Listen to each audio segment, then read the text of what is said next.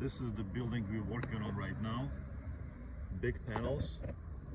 All the panels are done on the wall, on the bridges, which we place in the specific spots in order to accommodate the brackets on every panel. There's going to be a closed seam installation, caulking in between. Let me show you how we make the panel and install it.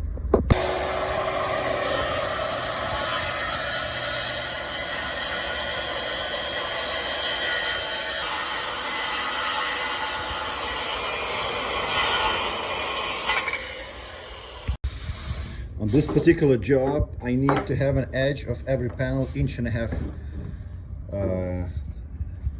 wide. So I adjust my router edge on 1.5 inches.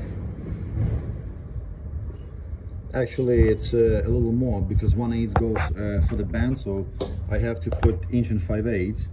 So 1/8 is burned when you bend the edge.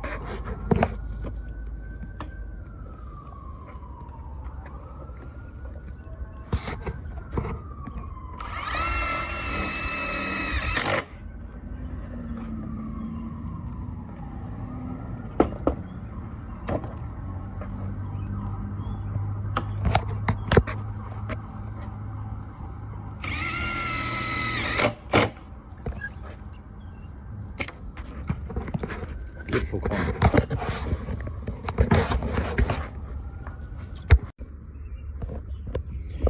For this particular job, we're using corners made from a regular aluminum flat stock, not the flat stock, angle that you can buy in the big box or just from the supplier.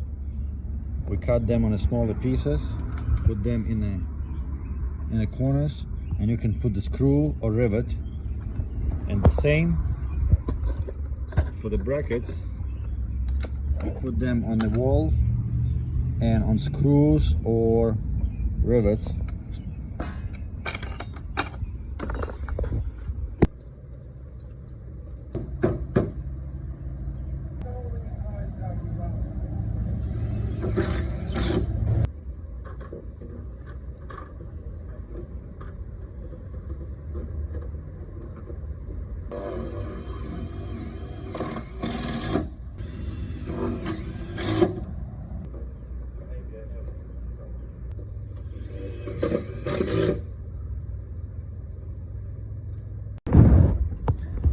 That's how it looks from the top.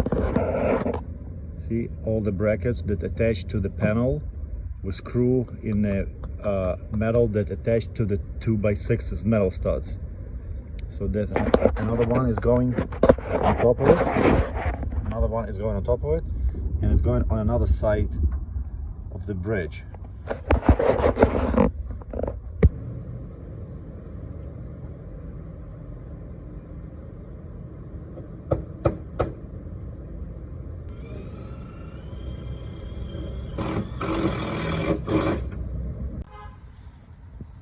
Now this side of the building is done. We're going to the next one. Actually, it's raining day today, and I want to show you the close seam. What I meant, we put in silicone in the seam and see how it looks. It looks really good. It looks, I'll have a video how to do it. It's really easy.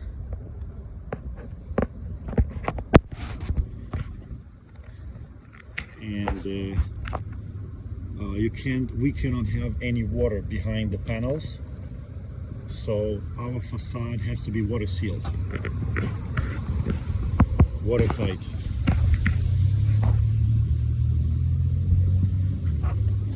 The balconies are done.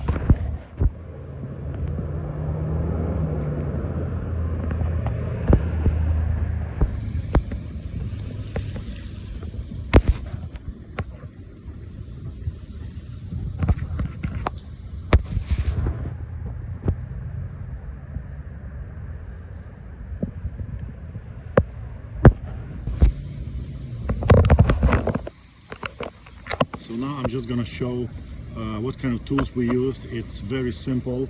There is nothing complicated here, and you don't need expensive and complicated tools for that.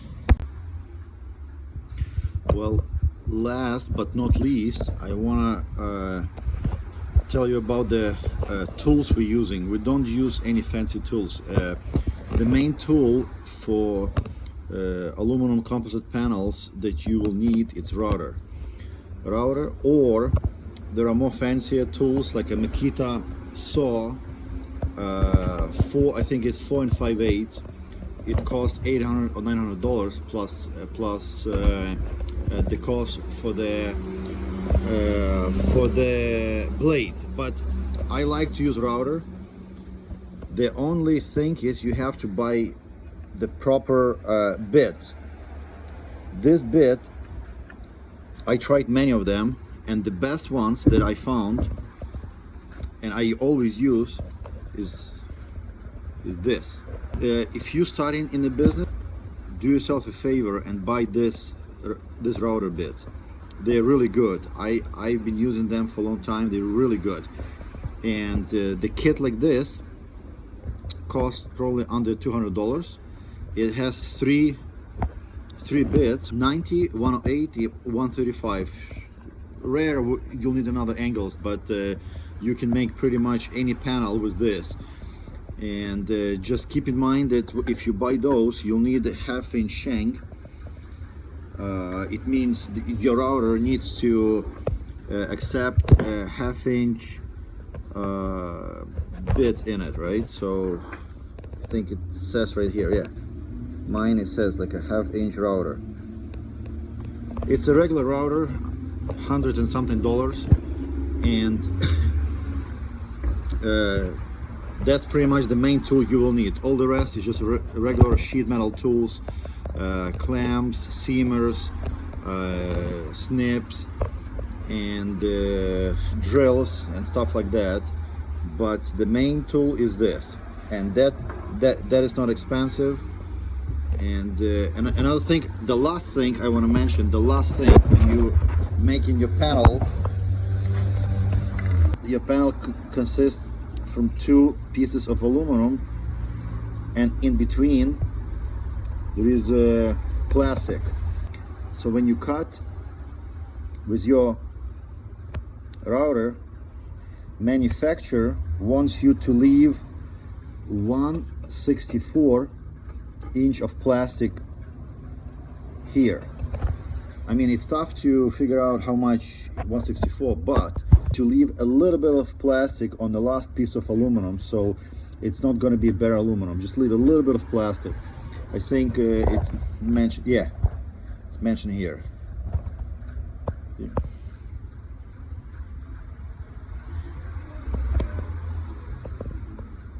It's very important, because if you go a little too deep, it's just gonna score the panel and you will break it. So that's pretty much it. Thank you.